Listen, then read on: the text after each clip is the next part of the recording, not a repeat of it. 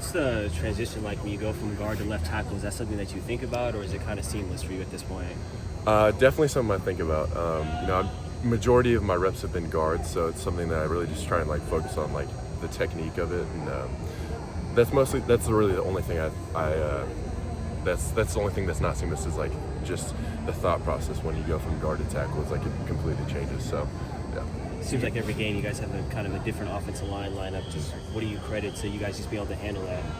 Yeah, we just got a lot of guys who can play a lot of different positions, and back in the spring, Coach had flipped us around and played different positions, and I think that really helped us. And then when we go into drills, it's not necessarily like, oh, let's play you as a guard here or a tackle here. Like it's mostly just like working on run blocking or pass blocking in general. So I think that was something that was huge for being able to transition between positions.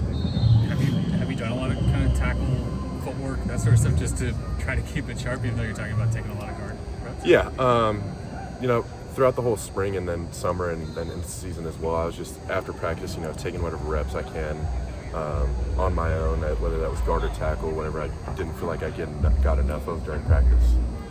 What can you say about Caleb Miller and the way that he stepped in this year? He's been doing a great job. He's had great energy, and he's coming off the rock, and like he's really rolling people around, and I think he's doing a great job. How was it having Killian back? It's good. He's a great leader in our O-line, so it's always nice to have another leader on the O-line and the starting five, and so it's been good. Did you get sort of pushed early, this idea of being versatile along the line, being able to play a lot of different positions? And if so, where did that come from? When did that start? Yeah. So last year during the spring game, I actually had taken a couple reps at like guard and like interior, so it was something that I had done before. So just rolling over into season, I had also tried to like keep it, so it was something that I was able to do. We saw Aaron Dunn on the field on Saturday about 2 hours before game time in the rain, doing reps. What does that kind of say about him, kind of as a person and where he wants to better himself? He's a hard worker. I mean, I'm sure you guys noticed. He was one of the last guys out here just working on his own craft, just like doing his own thing. But he's always out here like on his own, just doing his own thing, and like he's always trying to get better. And I think that's one of his best qualities. As the skill guys, what it's like playing in a rain game? What's it like for the offensive line playing in that game in so much rain? I think it's a lot of fun. I mean, it's way better than being in the heat. You're a lot cooler, but I think it's a lot of fun.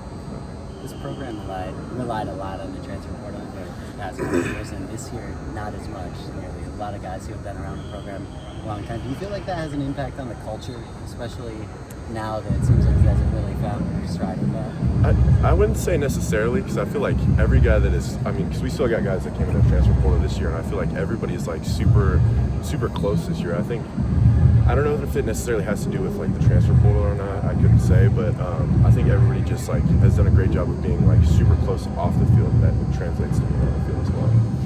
What do you think has led to that? Because a number of players have talked about how like close you guys are off the field. And Eric Gentry's a guy who's been here for 4 years, and he's talked about this is the closest team that he's been around. Just kind of what was the difference this offseason with that? I mean, I don't even know. I feel like it just kind of something that happened. I feel like we started hanging out a little bit more off the field, and like I had done a couple barbecues and got together like 30 people, and like just having groups of people get together that don't usually hang out together or don't get the opportunity to hang out together when they're in the facilities or out in the field. So it's stuff like that. So.